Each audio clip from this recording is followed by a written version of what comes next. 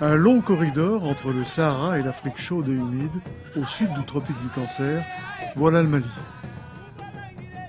Ce vieux socle de grès, enclavé sous le Grand Sahara, a été le berceau de nombreux royaumes et empires, aujourd'hui rejoints par les sables et la sécheresse. Parmi la mosaïque de peuples qui constitue sa population, les Dogons et les Hommes Bleus, les Touaregs, que nous rencontrons en compagnie du naturaliste Michel Huette.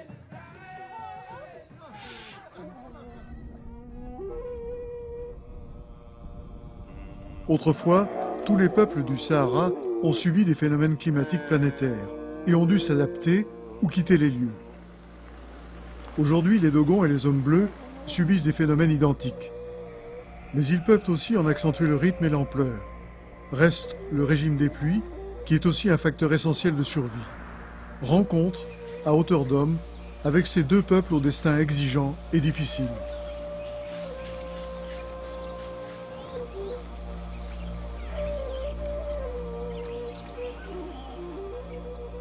Les falaises de Bandiangara méritent vraiment le détour.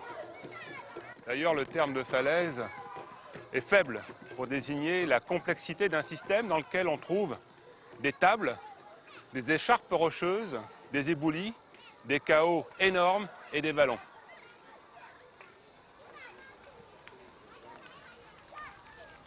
Dans ce paysage minéral et chaotique, dont les origines sont archi lointaines, paysage bousculé par des forces tectoniques incroyables, usé par l'eau, le vent et le sable, pendant des centaines de millions d'années, eh bien c'est dans ce paysage que les Dogons ont trouvé refuge.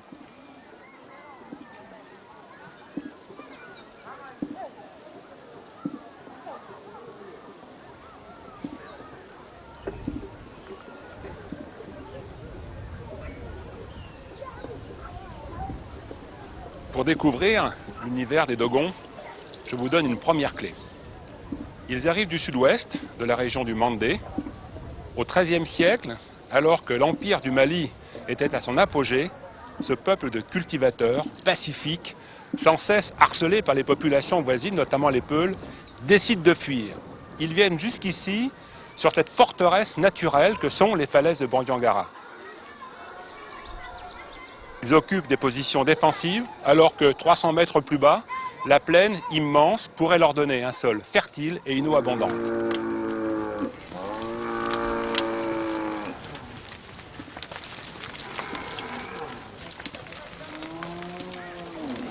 Mais on n'entre pas au village Dogon sans guide. D'après un proverbe Dogon qui se dit « La mauvaise nuit fait son temps, le jour apparaît ». Qu'est-ce que tu entends par là? Je veux dire par là, les Dogons, à leur arrivée, ils avaient beaucoup souffert. Mais le fait de trouver un point d'eau, une terre et de l'ombre, vraiment c'est devenu un paradis. Ils ont trouvé un endroit pour se cacher contre les envahisseurs. Alors, ce village-là est celui qui se trouve juste en dessous de celui de tes ancêtres, qui est actuellement en ruine. Ah oui. Alors, dans cet univers de cailloux, là, tu vois, et de soleil, j'aimerais bien connaître ce paradis. Ah, je vais te conduire là-bas. Allez, on y va.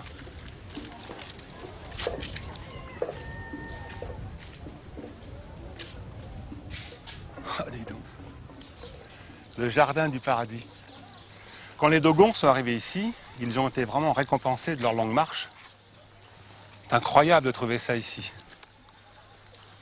Oui. Une oasis dans le rocher, des petits jardins, des grands arbres aussi. Ça, ce sont des arbres qu'on ne trouve pas au Sahel. Alors ça veut dire quoi ça? Ça veut dire qu'il pleut beaucoup ici. Il pleut beaucoup. Et les baobabs qui ont des feuilles, c'est parce qu'ils se trouvent au bord d'un point d'eau. Voilà. Sinon, il y a des baobabs qui sont un peu loin du point d'eau, ils perdent leurs feuilles. Ouais, c'est pour éviter l'évaporation. Oui. Et toute cette terre qui est là, Et elle vient d'ici, elle vient du rocher en fait. Ah oui. C'est le vent qui l'a soufflé, c'est l'eau qui l'a embarqué. Les villages sont construits sur le rocher, sur la dalle brûlante. Oui. Et les jardins sont là, à proximité de l'eau. Là, c'est un jardin familial. Alors on cultive quoi? Il y a des oignons là. Il y a des oignons, c'est le légume de base. Les oignons sont cultivés dans la famille. C'est pour compléter la culture vivrière. Parce qu'on a la culture vivrière, ça ne suffit pas largement. Donc en cultivant, en faisant la culture maraîchère, donc on vend ces oignons pour payer du mil. Donc les hommes, les garçons travaillent avec leur papa, ils ont les biens communs, et les filles ont les mêmes biens communs avec leur maman. D'accord. Donc dans une famille, après la récolte, on donne tout l'argent au chef de famille, et le chef de famille leur donne un petit besoin, et le reste d'argent est gardé par lui.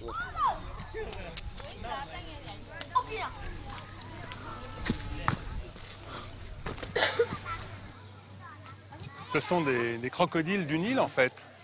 Ce sont des animaux qui devraient être de très grande taille.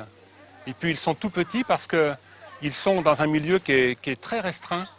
Donc ils ne peuvent pas se développer correctement. Tous les grands animaux qui vivent sur des tout petits milieux, condamnés à cela, deviennent nains quoi, finalement. Donc ici ils se nourrissent probablement de crapauds, de grenouilles, en tout cas de pas grand-chose.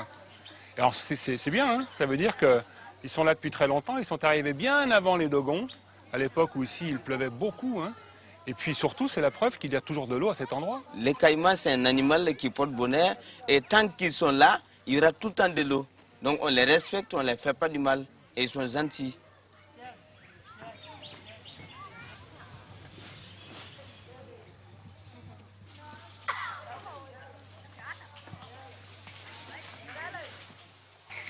Écoutez, c'est l'eau, c'est la vie, c'est sacré, ici on entre pieds nus.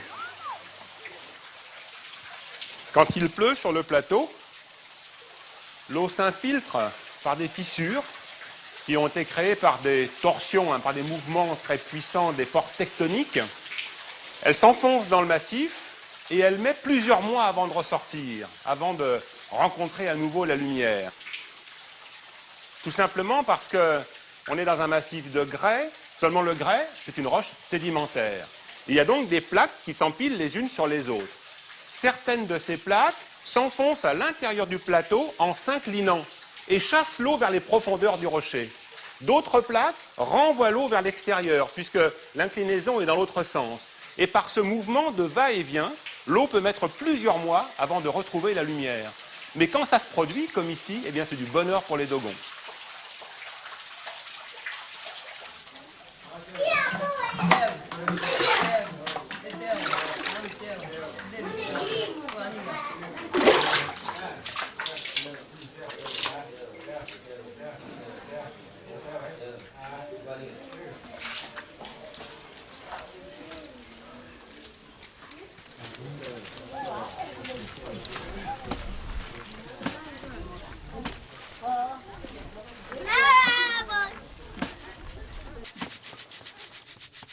Un village Dogon, c'est des toits pour abriter chaque famille et une spécialité, le grenier. Toutes ces petites tours carrées là, qui jouxtent les maisons d'habitation, ce sont des greniers surmontés d'un petit chapeau pointu. Oui, on a deux sortes de greniers. Il y a le mâle et la femelle. Le mâle a moins de rôle que la femelle. Dans le mâle, on met uniquement les épis du mil. Par contre, dans la femelle, elle est compartimentée. On peut mettre plusieurs différents grains dedans. Les grains de mil, de sorgho, de haricots, de fonio. Donc ça représente l'occupation d'une femme dans une famille Dogon. Chez nous, on dit que quelle que soit la paresse d'une femme, elle est égale à un homme travailleur. Le matin, elle doit chercher de l'eau, elle doit faire à manger, elle doit s'en occuper des enfants. Donc ces occupations dépassent vraiment celui des hommes. Ça veut dire que la femme dans la société Dogon est très importante. La femme dans la société Dogon est très importante. C'est pour cette raison, dans le mot famille, il y a le mot femme. Quelle que soit la méchanceté de l'homme, ce n'est pas considéré. Mais quand la femme, elle est bonne, elle est gentille, et toute la méchanceté de l'homme est noyée. Et cette famille sera bien vue. Donc l'avenir des Dogons passe par la femme Dogon. Voilà.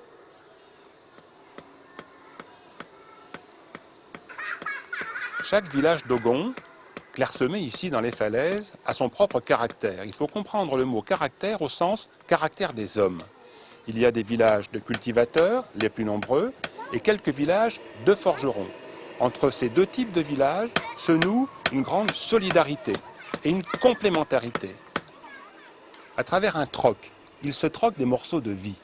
Le forgeron va faire naître la vie à partir du feu et du fer qu'il va travailler. C'est l'outil du cultivateur qui, à son tour, va fabriquer la vie à partir de son travail et des récoltes vivrières qu'il obtiendra.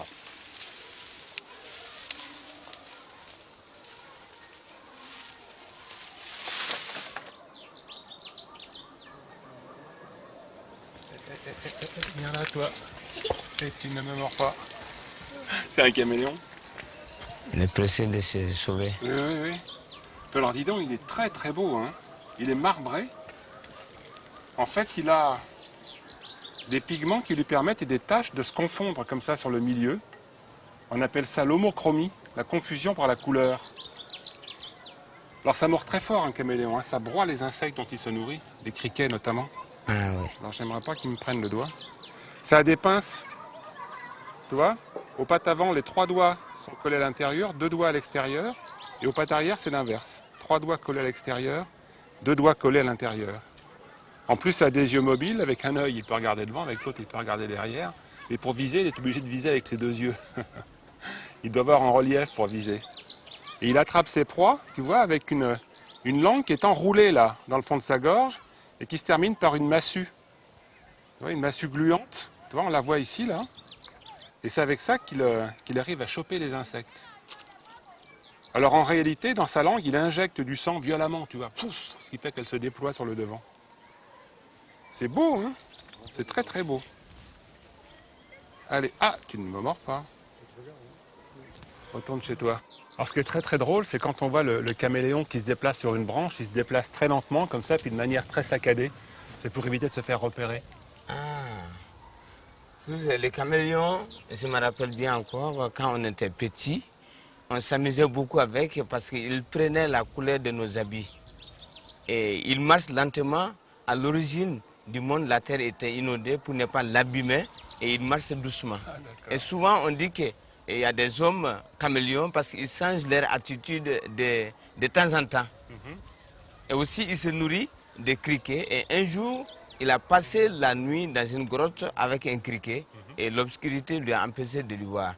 Donc depuis lors maintenant, il déteste l'obscurité. Parce que ça l'empêche de manger. Parce que ça l'empêche de manger. Et le caméléon, la nuit, devient tout blanc. La nuit, il devient tout blanc. Pour quelle raison il devient tout blanc? Parce qu'il est plus excité par le rayonnement solaire. Ah, et oui. c'est l'excitation qui lui fait prendre des taches et des couleurs.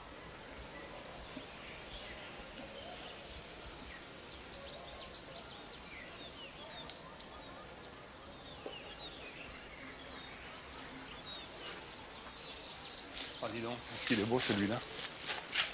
C'est un ficus, un figuier? Un figuier. On l'appelle bagnan, hein? Tu te rends compte que cet arbre-là, Oui. on le trouve théoriquement dans l'Afrique humide. Tu vois, c'est quand même le signe, encore une fois, Oui. comme pour les crocodiles, Oui. que les falaises de Bandiangara sont une sorte d'arche de Noé pour les plantes et pour les animaux. Ça, ce sont des vestiges, ça. Ah oui. Et au milieu de tout ça, les Dogons se sont installés et vivent en harmonie. Et en arrivant, j'ai vu un baobab, là. Alors celui-là, c'est un monument. Hein. Pourquoi est-ce que son tronc est comme ça?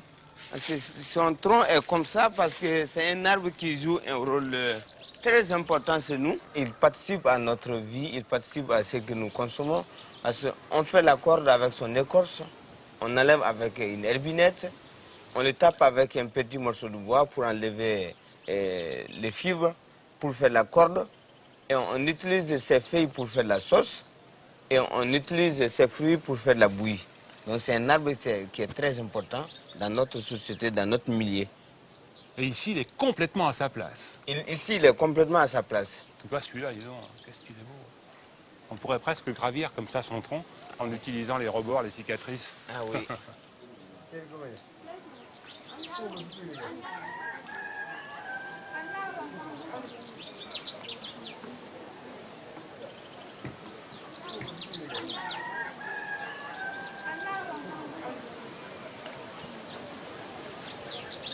En France, dans les villages, on plante des arbres de la liberté au centre des villages. Ce sont souvent des tilleuls. Alors celui-ci, il a été planté pourquoi? Parce qu'il est planté, celui-là. Ouais, celui-là, il est planté pour palabrer. Oui. On a 4 endroits à palabre. Il y a l'arbre à palabre, la case à palabre, la grotte à palabre et les plants à palabre. Mais parmi eux tous, la case à palabre est plus importante, mais sous l'arbre à palabre, ça peut être un figuier, un nimier, un fromager, sous laquelle on apprend les métiers traditionnels tels que le cordage, la couture traditionnelle. C'est là où ils se regroupent pour trancher souvent des problèmes. C'est là où ils arrangent les litiges. Donc c'est un lien à palabre. Ce sont toujours de grands arbres Ce sont toujours des grands arbres. qui relient le sol au ciel, c'est ça? Qui relient au le sol au cosmos. ciel. Et qui prend une place énorme, qui donne beaucoup d'ombre. Et ça a été planté, ils ont mis des pierres qui sont en forme d'une chaise, une pierre plate et tout. Donc là, ils pouvaient faire des siestes. Et quand il y a des fêtes, surtout, chacun amène sa bière de mille sous l'arbre à palabre et ils boivent. Donc ils veulent savoir quelle femme fait bien la bière de mille, quelle femme sait bien faire à manger. Donc c'est un lien vraiment qui est fait pour ça. Ah, vous parlez des femmes sous l'arbre à palabre? Ah oui, on parle des femmes sous l'arbre à palabre. Les femmes, normalement, les saucisses n'ont pas de sens s'il n'y a pas de pied. Ça, on peut parler, on est ensemble. Alors quand les femmes palabrent, elles palabrent où? Et elles palabrent sous les maisons des femmes à règle. Ah d'accord. Ou quand elles vont au sang, ou quand elles passent chercher de l'eau. Quand elles ont un débat, les femmes ne finissent jamais d'épuiser de l'eau parce qu'il faut que le débat finisse. Et là, elles parlent des hommes. Là, elles parlent des hommes. Et quand elles reviennent à la maison, elles font semblant comme rien n'est passé.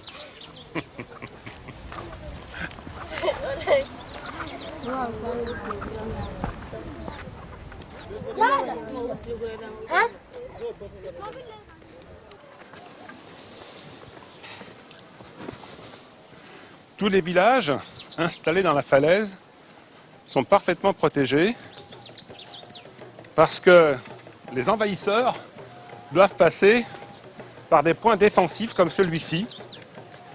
Il suffit de retirer l'échelle pour ralentir leur progression, ou alors il y a des passages obligés comme ce canyon à partir duquel on pouvait bombarder les assaillants avec des cailloux.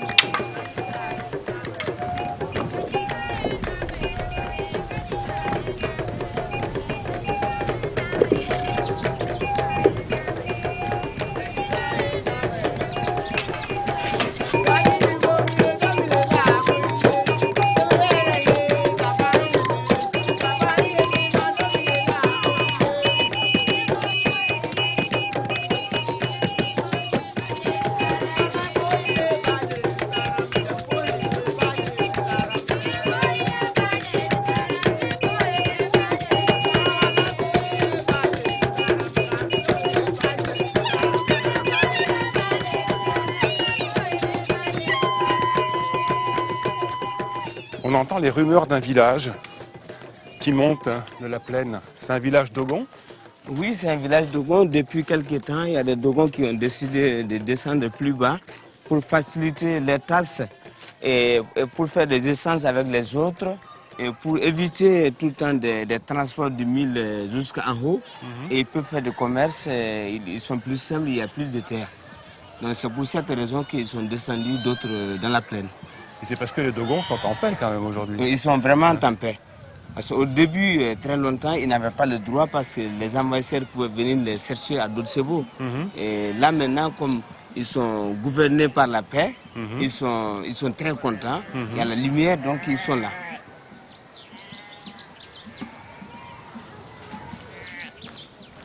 Oh, dis donc, je ne m'attendais pas à en trouver ici.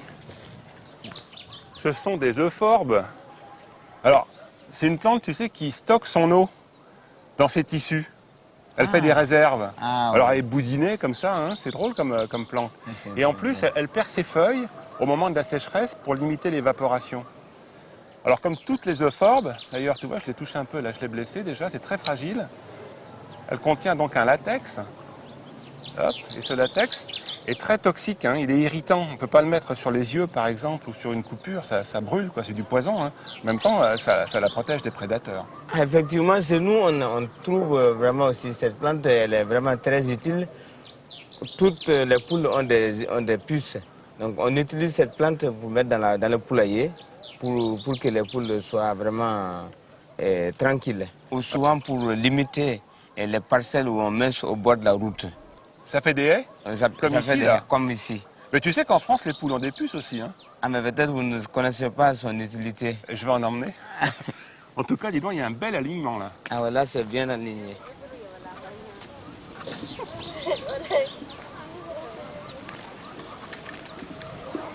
La communauté d'Ogon compte environ 300 000 personnes, dont 20% sont répartis ici dans les falaises.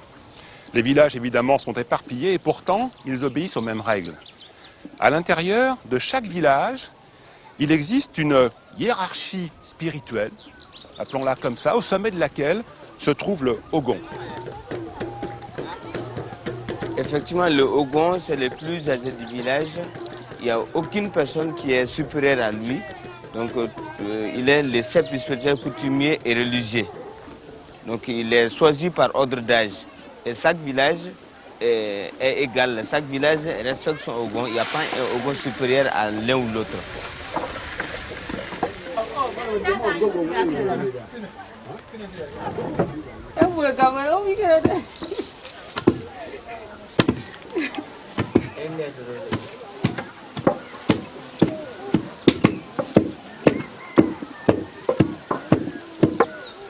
Et pour rafraîchir la mémoire des habitants, sur les portes des greniers ou sur les portes des habitations figurent des pages de leur histoire.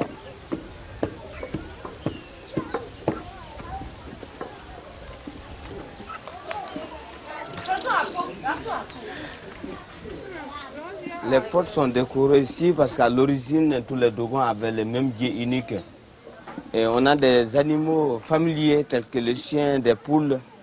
Et là, c'est le dieu amant qui est au milieu. Et ils mettent à l'entrée et à la sortie du village contre les mauvais esprits. Et là, vous avez des saints qui représentent les signes de fécondité et aussi les signes de la fertilité. Et les personnes qui soulèvent les bras, ils veulent avoir le contact direct avec le ciel, puisque Dieu est au ciel. Pourquoi est-ce qu'on grave tout ça dans une porte en bois plutôt que dans la terre des murs, par exemple? Ils sont graves parce que c'est des protections supplémentaires et on l'utilise toute la journée, tous les jours. Et il joue un rôle vraiment important. Parce que sur le mur, quand on met, on n'a pas le toucher, donc c'est juste fixé, donc c'est pas bon. Donc on aime tout le temps, on est en relation directe tout le temps avec la porte. Et aussi, il y a des personnes qui transportent les cadavres, ils l'amènent dans leur village, dans la falaise. Ils les amènent avec leurs ancêtres.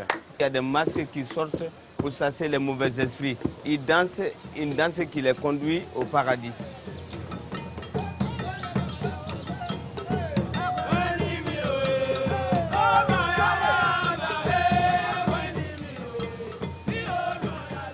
Ce dont il faut se rappeler, c'est qu'à l'intérieur des falaises de Bandiangara, les Dogons ont su, depuis des siècles, par intelligence et par leur travail, mettre au point des techniques d'exploitation du sol optimales.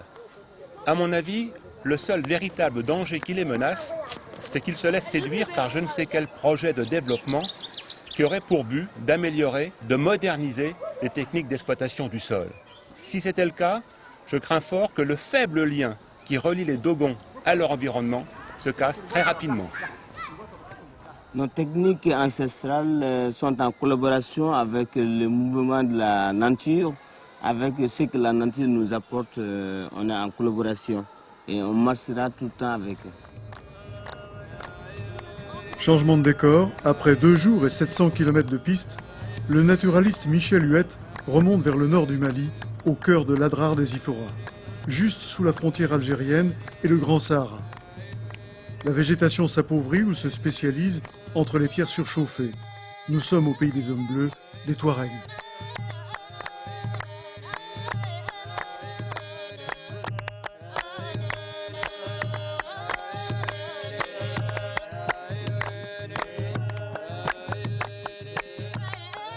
Quand on entre à l'intérieur des limites du Sahara, et plus encore quand on entre dans le Sahara malien, malgré l'immensité, malgré l'impression de solitude, on ressent quelque chose de très fort. On sait qu'on entre chez quelqu'un.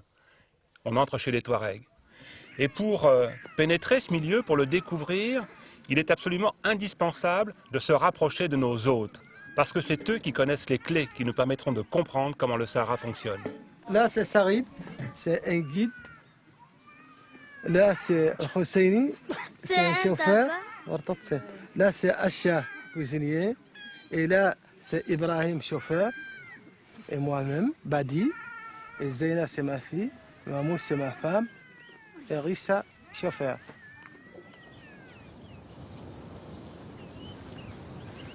Tu sais qu'ici, Badi, on a l'impression d'être au même endroit, il y a 18 000 ans en arrière. Les limites sud du Sahara correspondaient à l'époque à environ, si tu veux, ce qui correspond maintenant à l'extrémité sud du Sahel. Ce qui veut dire qu'une grande partie du Sahel repose aujourd'hui sur des dunes de sable qui datent du Sahara de cette époque. Mais j'imagine qu'ici l'été, par contre, c'est très sec, d'accord, mais il doit faire très chaud. Il fait excessivement chaud ici. Il fait très chaud ici. Il fait même, je crois que des fois, au-delà de 50 degrés, 60 degrés peut-être. À l'ombre? Ah oui, tout à fait. Ouais, Il fait très chaud. Et c'est pour ça que tu vois, il n'y a personne ici. Les gens ne peuvent plus rester ici. Les animaux ne peuvent plus rester parce qu'il fait très chaud. C'est le désert dans le désert. Le désert dans le désert.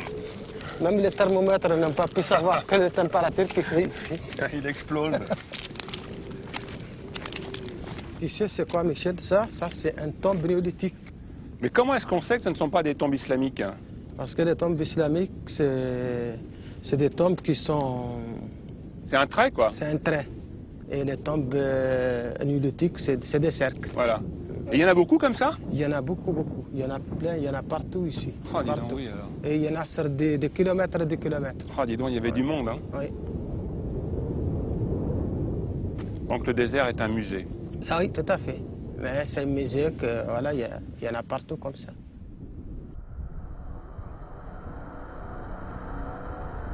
Ici, à fleur de sable et décapé par les vents, remontent les traces de plusieurs siècles de civilisation. Débris d'objets divers, c'est toute une mémoire et ses gisements, mêlés et mélangés par le temps et la météo, qui attendent muets d'être classés, lus et compris. Témoignage usé d'une vie d'avant la sécheresse et d'avant les Touaregs, avec ses ateliers et son confort.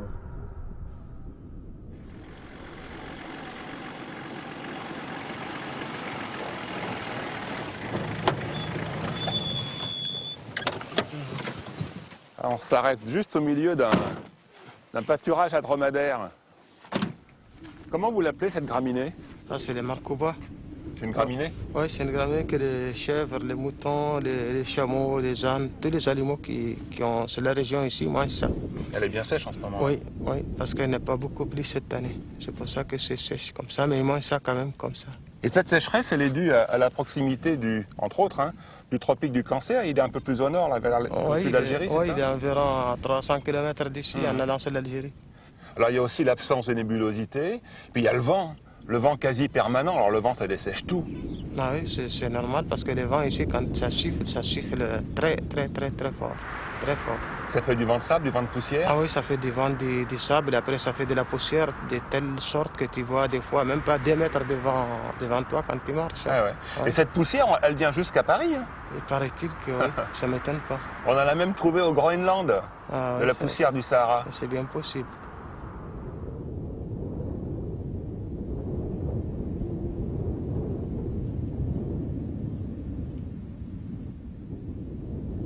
À cause du vent qui dessèche tout, ça crée, si tu veux, un phénomène qui est terrible. Il pleut moins de 200 mm d'eau par an, mais la nature, à cause du vent, est capable d'évaporer entre 4 et 5 mètres d'eau à l'endroit où nous sommes là. C'est ça surtout qui crée le malaise, quoi, au niveau de cette sécheresse. Alors on voit d'ailleurs la présence du vent permanent, regarde, et puis la violence du vent, puisque les rochers sont complètement façonnés, ils sont sculptés. Hein, le vent, là, on voit le sable à la base. Et ça, c'est dû au vent. Ça, c'est dû au vent. Quand il siffle toujours, ça sculpte les pierres. Ça fait des champignons. Oui. Ça fait des formes bizarres.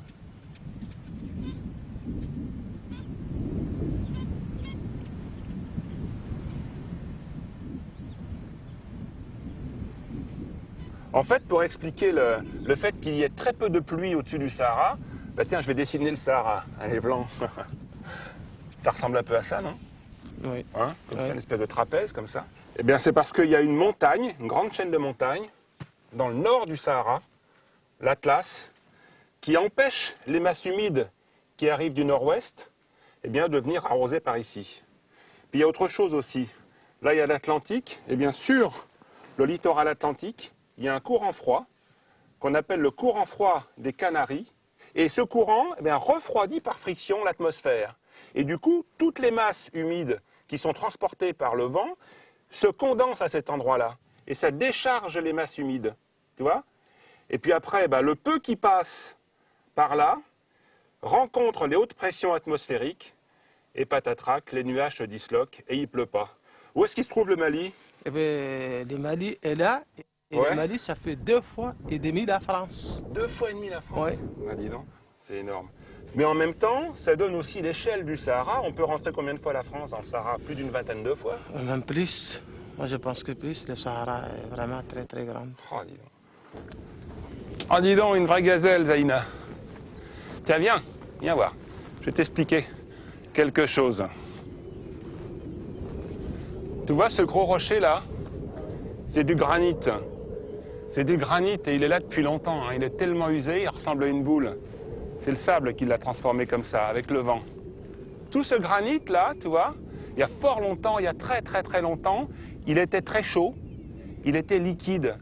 Et à ce moment-là, il y a des forces qui viennent du centre de la Terre qui l'ont fait monter vers la surface de la Terre. Puis un beau jour, le vent s'est mis à souffler très fort, la pluie est venue, et la pluie et le vent ont enlevé tout ce qu'il y avait autour de ce granit. Et ce qui fait que le granit, maintenant on peut le voir, il a été complètement dégagé, décapé. Tu vois?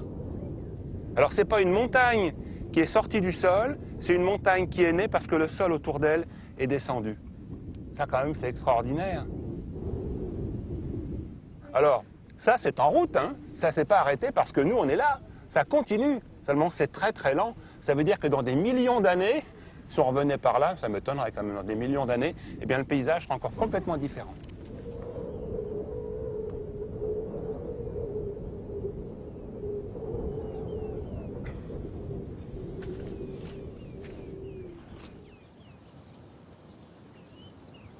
Badi, il y a toujours autant d'eau dans cette delta? Toujours. Toute l'année? Toute l'année. 12 mois, l'année, il y a toujours de l'eau ici.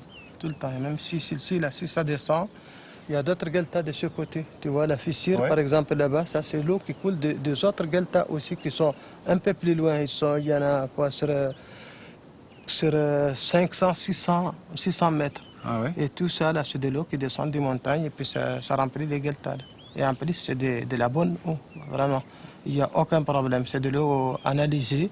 On peut la boire? On peut la boire, on peut se baigner. C'est l'eau. Moi-même, en personne, j'ai amené l'eau à Paris et je l'ai analysée dans un laboratoire. Ouais. Il n'y a aucun problème. Et en plus, il y a un autre médecin qui vient passer tous les ans une semaine dans la grotte qu'on Ah voit ouais? ici. Oui, il habite toute seule ici pendant Ouais. une semaine. On le laisse là, on vient le chercher, il a amené l'eau aussi. Et il a fait pareil. Il n'y a aucun problème. Ça, c'est quand même extraordinaire parce qu'on ne peut tout de même pas dire que cette roche soit une éponge. Et pourtant, elle stocke toute cette eau. Le massif de l'Adrar fait combien en superficie? Je crois que c'est au moins 2 départements français, Ouais, c'est ça? environ, oui. C'est énorme. Ouais. Et tout ça, c'est fissuré. Il y a des milliards de kilomètres de fissures. Hein, donc toute cette eau collectée quand il pleut par l'Adrar, eh bien, entre dans les fissures. Hein, et tout ça, ça suit des réseaux souterrains invisibles. Et quand il y a une fissure principale, eh bien, l'eau ressort. Et c'est la chance que nous avons aujourd'hui, Voilà. hein, de voir cette eau ressortir à cet endroit. Ouais.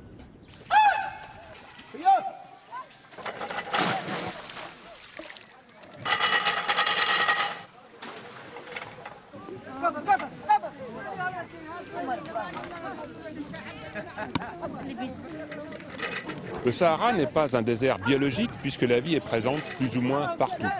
Il pleut rarement, mais la pluie est suffisante pour permettre cela. Quand il pleut, les adrars, les montagnes, captent cette eau qui vient nourrir les nappes phréatiques. Les nappes phréatiques au Sahara sont très nombreuses, elles sont souvent abondantes et on les trouve à diverses profondeurs. Ici, la nappe phréatique ne déborde jamais puisque les montagnes sont très éloignées.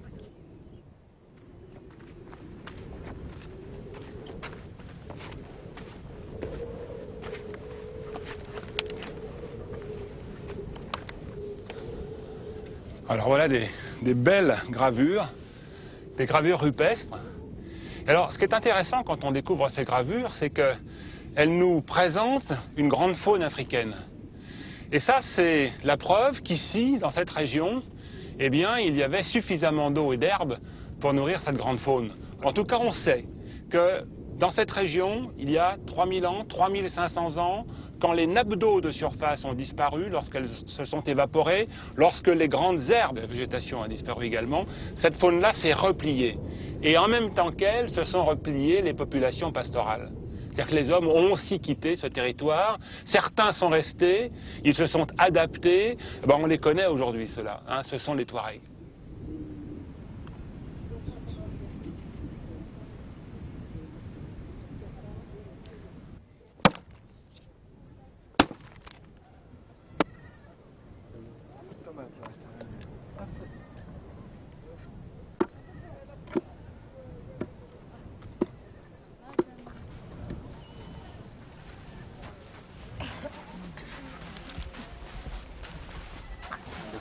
Alors, Michel, j'ai remarqué que tu parles beaucoup d'adaptation sur le Sahara. Dans le Sahara, par exemple, des fleurs et des faunes et de tout ça. Là. Et ça demande combien de temps? Alors une chose est certaine, Badi, c'est que pour que les plantes aient pu rester au Sahara, en tout cas certaines d'entre elles, comme elles n'ont pas de jambes pour fuir la sécheresse, elles ont dû s'adapter. On s'adapte, on part ou on meurt. Et c'est vrai que cette adaptation a pris du temps. Alors on pense qu'elle n'a pas débuté au moment de la dernière phase humide. Tu vois, il y a 5000 ans, la sécheresse est apparue à nouveau et probablement ça n'a pas suffi, ces 5000 ans, pour rendre hyper adaptés les plantes et les animaux tels qu'on les trouve aujourd'hui au Sahara. Alors on imagine qu'à l'intérieur même du Sahara, avant même toute cette succession de phases humides et de phases sèches, il existait déjà un endroit, un petit secteur hyper aride dans lequel les plantes et les animaux ont pu prendre le temps de s'adapter, tu vois. Et du coup, quand le Sahara est devenu très sec, eh bien de ce petit secteur hyper aride que l'on peut considérer comme un germe, eh bien les plantes en question et les animaux en question ont pu s'étaler, ont pu gagner du terrain. Tu vois, voilà, ça c'est une explication qui me semble cohérente.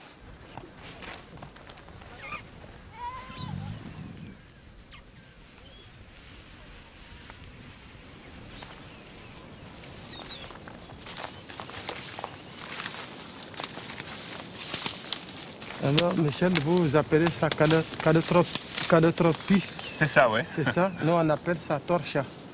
Et à quoi est-ce qu'il vous sert cet arbre? C'est un arbre ici qu'on utilise beaucoup pour le feu. Parce que ça sèche vite et ça prend le feu aussi vite et c'est très léger à transporter comme bois. Le bois brûle bien? Brûle très très bien. Et ça brûle très, très vite, quoi. Donc on l'utilise beaucoup pour ça. Et c'est le bois le plus léger de la planète presque, hein? Il est extrêmement léger. C'est très très léger, c'est beaucoup léger. Alors je disais tout à l'heure que cette plante est adaptée aux conditions de sécheresse, et elle a raison parce que sinon ici elle ne pourrait pas vivre. Et cette adaptation en fait elle se situe surtout dans la feuille. C'est-à-dire que les jeunes feuilles sont recouvertes d'un fin duvet, ça empêche les rayons ultraviolets de détruire la plante, tu vois, de la fatiguer.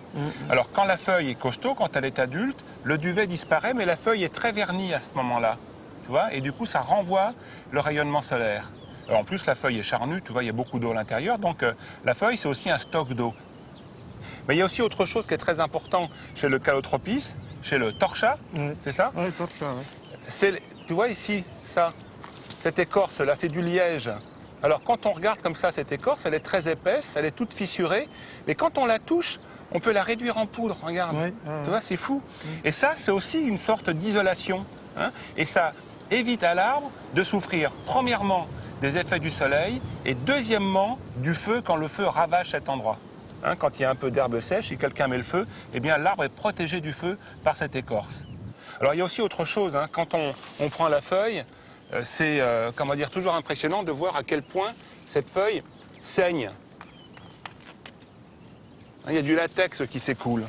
Est-ce que vous l'utilisez, vous, ce latex? Le latex, la blanc, non, on ne peut pas y toucher ça. Parce que pour nous, quand on touche ça, et d'ailleurs c'est réel, si on touche les yeux avec, après, c'est très toxique, quoi, vraiment, ça fait très mal aux yeux.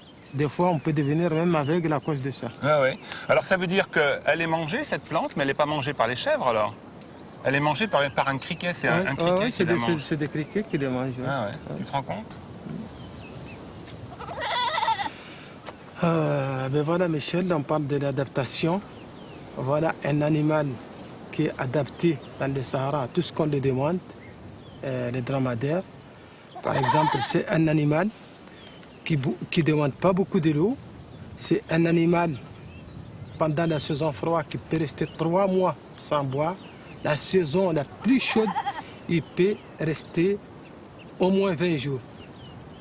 Il peut transporter cet animal, il peut transporter jusqu'à 600 kg sur le dos et faire 15 jours de marche sans manger. Par exemple, si on va à Taoudeni, il n'y a pas un brin. Il transporte 6 barres de sel de Taoudeni jusqu'à ici. Ça fait un kilométrage, ça fait 700 kg. Et c'est un animal aussi que tu vois, qui remplace chez nous la voiture, par exemple. Moi, je mets mon sel, je vais aller, c'est un animal aussi qu'on utilise aussi ici pour des fêtes, par exemple, autour des tenders, pour danser. Et c'est un animal aussi, tu vois, il a une bosse là, et les gens ils pensent que la bosse c'est de l'eau, mais c'est pas de l'eau, c'est la graisse. Mais c'est la bosse qui donne des éléments à l'animal, par exemple. Tant que ça baisse doucement, mais ça remplace ce qu'il demande.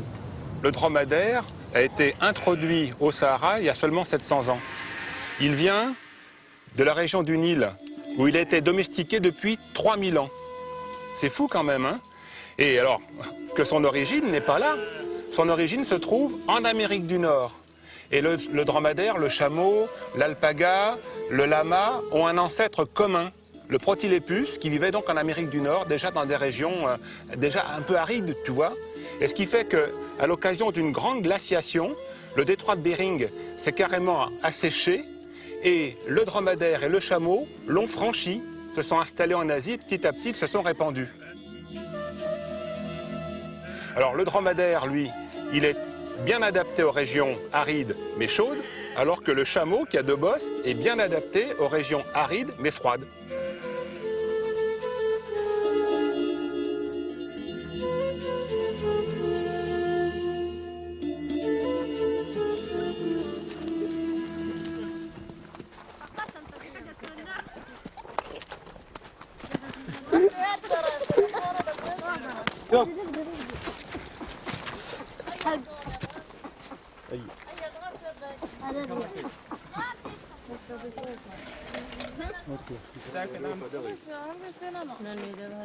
C'est bon.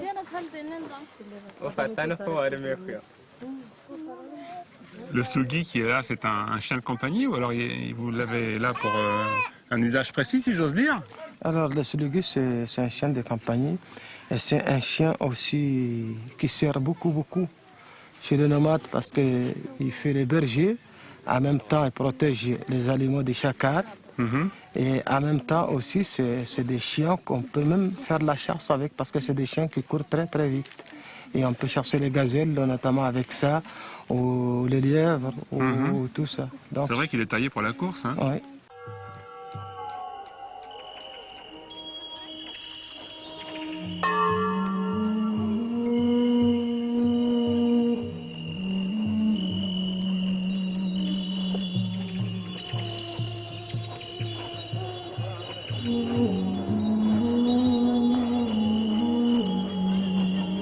Il y a des chiens, des fois, par exemple, le maître du chien, il va avec lui pour faire de la chasse et il revient sans son chien. Et pendant 15-20 jours, après, le chien, mais quand même, il revient. Donc il peut se passer de la compagnie des hommes. Ah oui, tout à fait.